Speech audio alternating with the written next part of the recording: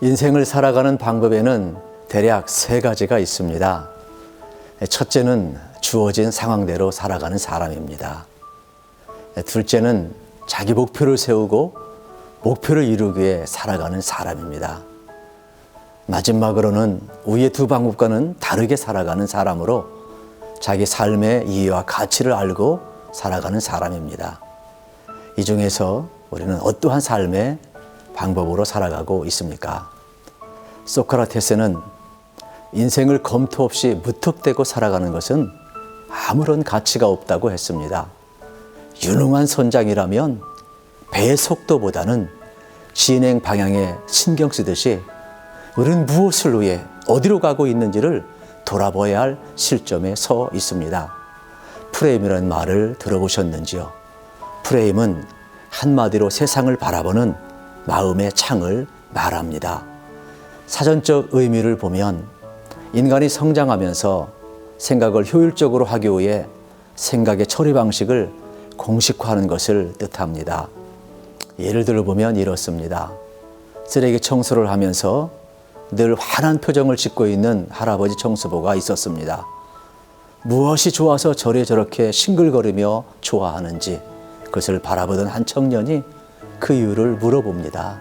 할아버지, 뭐가 그렇게 행복하세요? 그러자 청소부 할아버지는 이렇게 말했습니다. 난 우리가 살고 있는 지구의 한 모퉁이를 청소하고 있는 거라네. 하나님이 지으신 이 우주 한 모퉁이를 청소하고 있으니 얼마나 즐겁지 아니한가. 또 이러한 이야기가 있습니다. 선물보다는 현금을 좋아하는 아내가 있었습니다. 남편은 마침 현금이 얼마 남지 않아 꽃을 선물하기로 하고 아내의 의중을 알아보고자 아내에게 슬쩍 물어보았습니다. 여보, 꽃을 선물하면 주는 사람이 행복할까? 받는 사람이 행복할까? 그러자 아내가 이렇게 말했다고 합니다. 그야 꽃 파는 사람이 행복하지.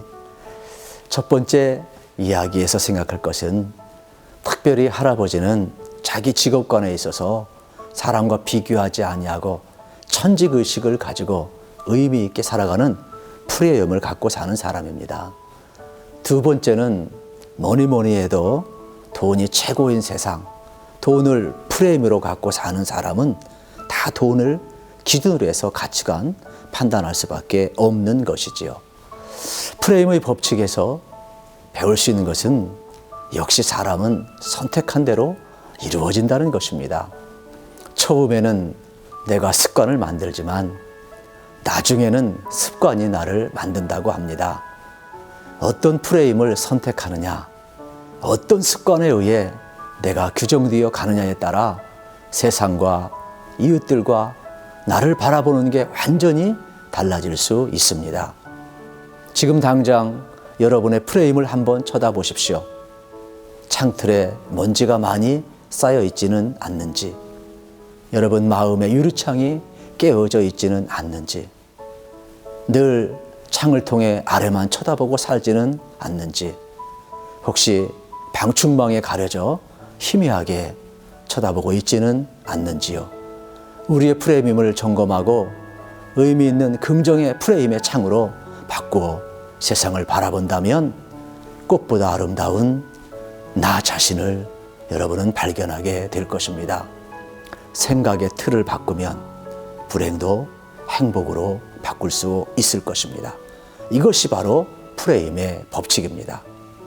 프레임에 대한 깨달음이 중요한 이유는 프레임은 주변의 사소한 물건들을 통해서 우리가 의식하지 못하는 사이에 우리의 행동을 좌지우지할 수 있기 때문입니다. 프레임은 단순히 마음먹기에 달린 문제가 아닙니다. 우리 주변의 물건들이 단순한 생활의 도구가 아니라 우리의 생각과 행동을 결정짓는 프레임의 도구가 될 수 있다는 점을 깨닫고 나면 물건에 대한 우리의 선택은 더욱 신중해질 수밖에 없습니다. 어떤 프레임으로 세상을 접근하냐에 따라 우리가 삶으로부터 얻어내는 결과물들은 결정적으로 달라지기 때문입니다. 그러기에 우리가 프레임을 알아야 하는 이유가 바로 여기에 있습니다. 믿음의 사람들에게도 동일합니다. 믿음의 사람들은 나 자신의 프레임이 아니라 하나님의 프레임으로 자신의 삶을 바라보고 자신의 길을 세워가야 할 것입니다.